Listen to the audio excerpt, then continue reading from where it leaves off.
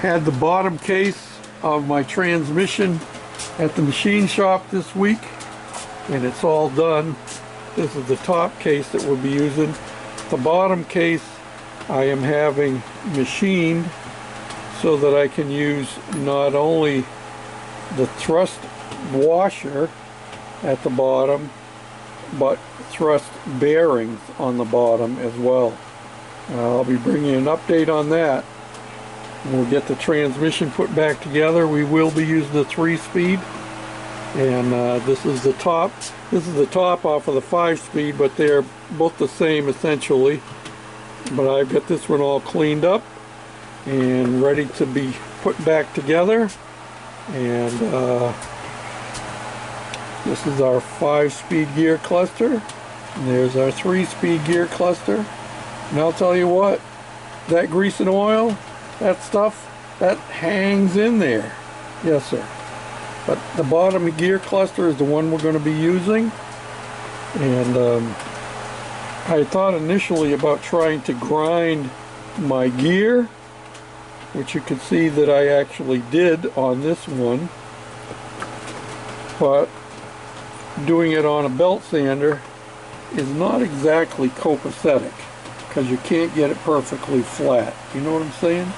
If you look at it carefully, you could probably see that I have some, it's not quite exactly even. So I chose to have the case relieved, and we'll see how that works out when we get it back on Monday. Well, hi guys and gals, it's me George again, and I started this video off in showing you how I had cleaned up my top cover for my transmission. And part of the reason I chose to use the 5-speed cover instead of the 3-speed cover is I had already drilled this one out for a vent. That's what this is here. And so we're going with this one. That's the only difference between the two. The other one is the original from the 3-speed, and you see this spot here where it has the Tecumseh logo on it. Well, that's all I did on this one. Turn this around here so you can see it right. All I did was drill out that logo and tapped it with pipe thread. And initially this hole here has a lockout switch so that you cannot start it if it's in gear. Of course I don't use that setup on here, so we've eliminated that.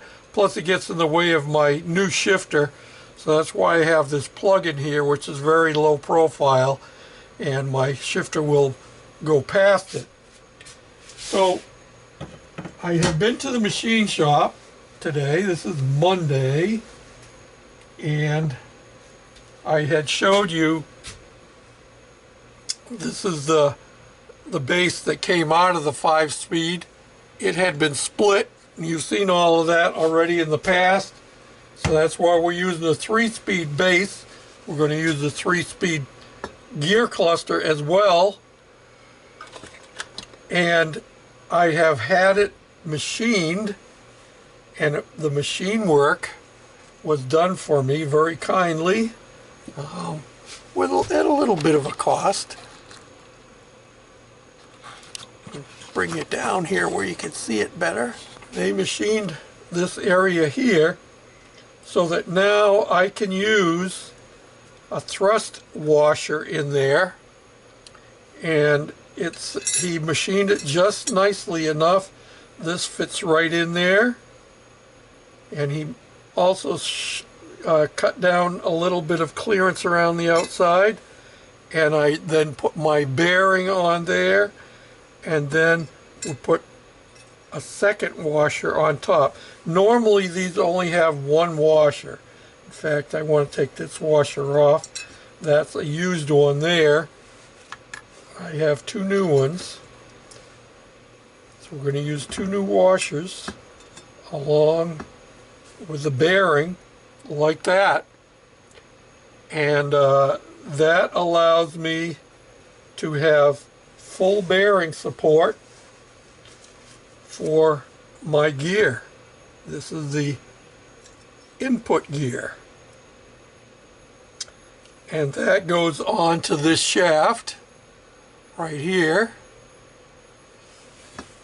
and you can see I have another thrust washer down here at the bottom, and it has a C-clip on there. Of course, my gear goes on the bottom. This does not have a thrust bearing on the bottom. I don't think that's probably going to be helpful, so I haven't accommodated that. We will be putting a seal on the bottom, and I'm going to put a seal on the top underneath right in here before we as we're putting it together. So we're only going to use two bearings just like this. Okay, and that will leave me enough room to put a seal on the top and a seal on the bottom. So what's going to happen is I'm going to put the shaft in from the bottom. I'm telling you this before I actually do it. First thing I'm going to do is put my two bearings in here. I've got to wash this out again. It's got metal filings down inside there. This will go in from the bottom like this with a grease seal here and a bearing inside there, and this will go on from the bottom. This will then stick up through the top like this with another bearing in the top and another seal down inside there. Then we will put one washer down like that, and then we'll put one thrust bearing like that, and then another thrust washer, and then we'll put in our unmodified gear, and that will go down on there like that, and that'll give me perfect thrust and support. And I'm glad that he thought of it. He actually relieved the sides around the hole so that there will be no interaction between the gear and the housing.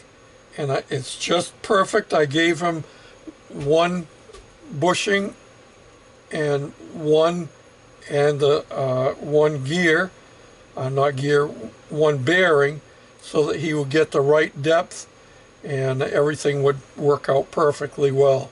So they've done a really, really nice job, and I want to give a shout out to the guys at this machine shop, and it is,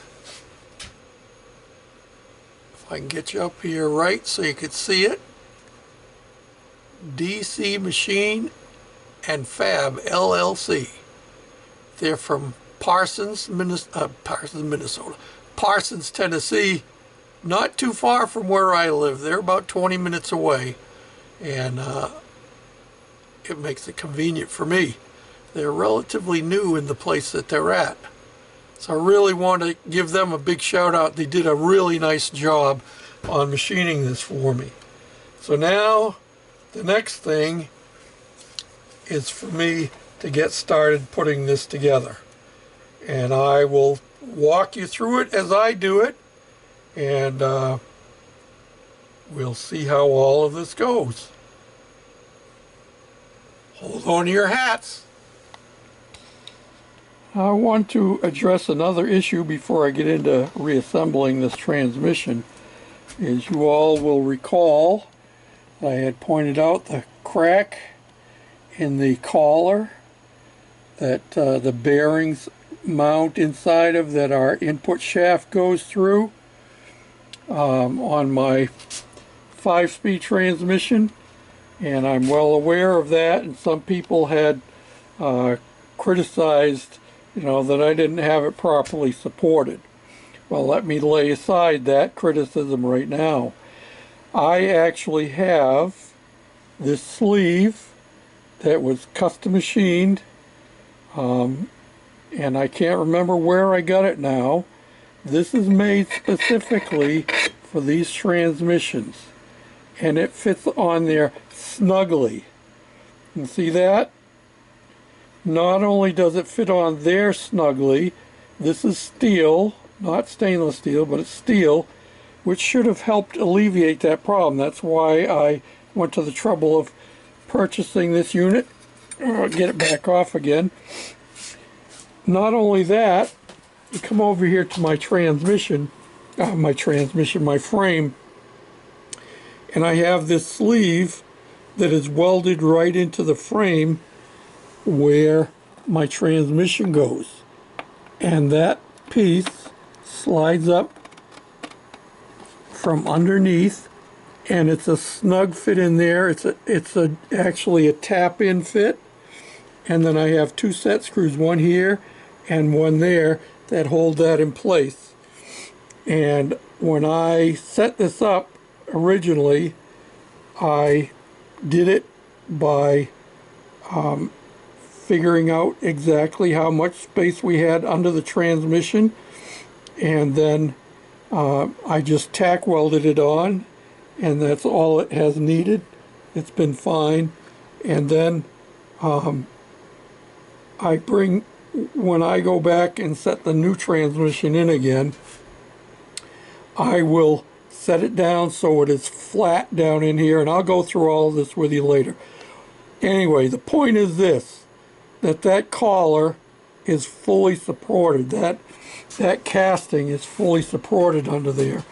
I can't control the other forces that are at work, which is part of why I am going to the trouble. Let me get rid of this one. It's of no use to me anymore. Part of the reason I am going to the trouble of having this machined like I did, so not only can I have the support for this collar here, but I'm also going to get better support for my shaft and for my input gear.